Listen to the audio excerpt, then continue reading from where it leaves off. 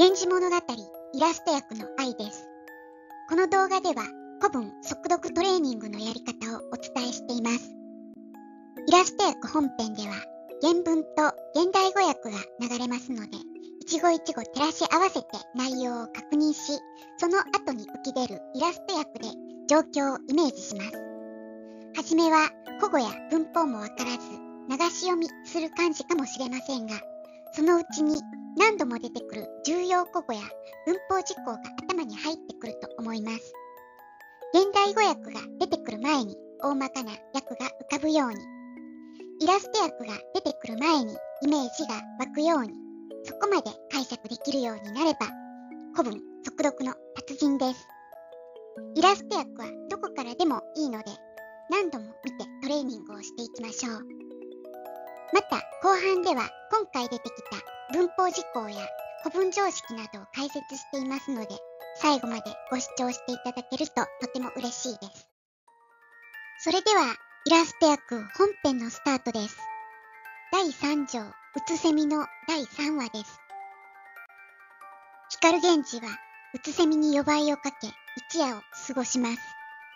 しかし彼女は人妻であり、それ以降は彼の求愛を拒み続けます。源氏は彼女に振られたのが決まり悪く、弟の小君を使って再度機会を図ろうとします。ではこの後の展開行ってみましょう。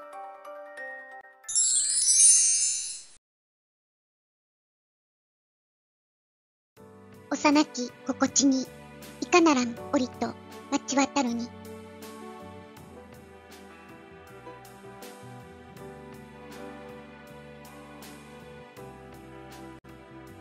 木の神国に下りなどして、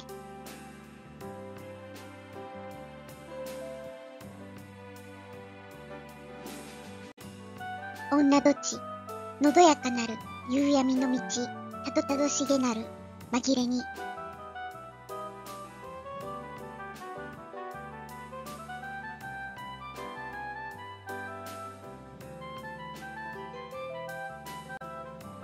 我が車にていて立てまつる。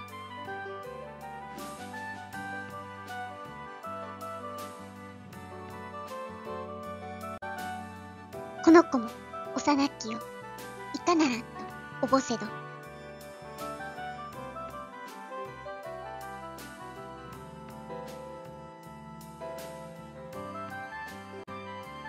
さのみもおぼしのどむまじければ、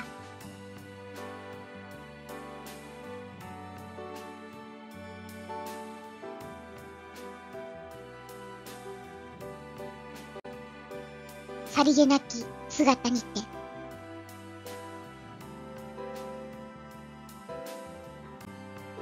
角など刺さぬ先にと急ぎおわす。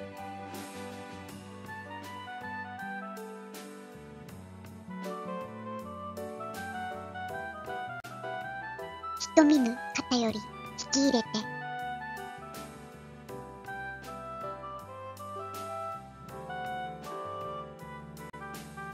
おろし立てまつる。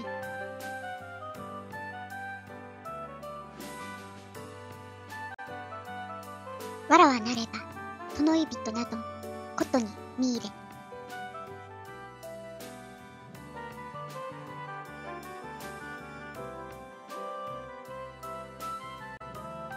推奨せず心安し、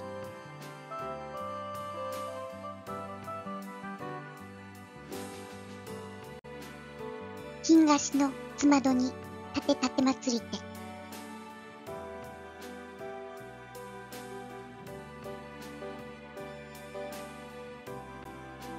我は南の隅の間より、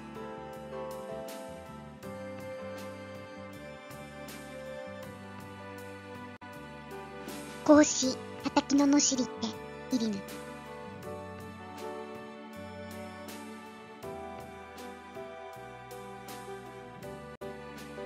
ご立ちあらわなりと言うなり、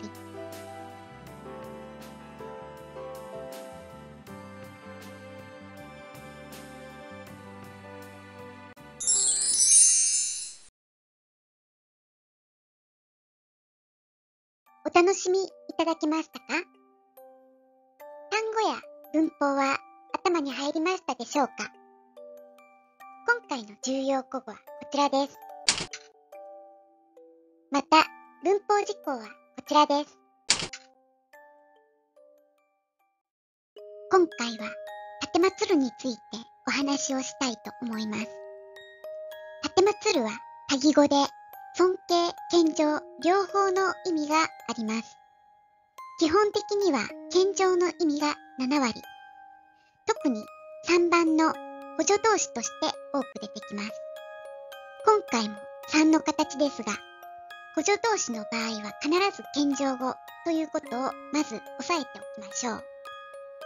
また、車に立てまつるや、御座立てまつるなどの場合、牛車にお乗りになる、御座お召しになるという尊敬語になります。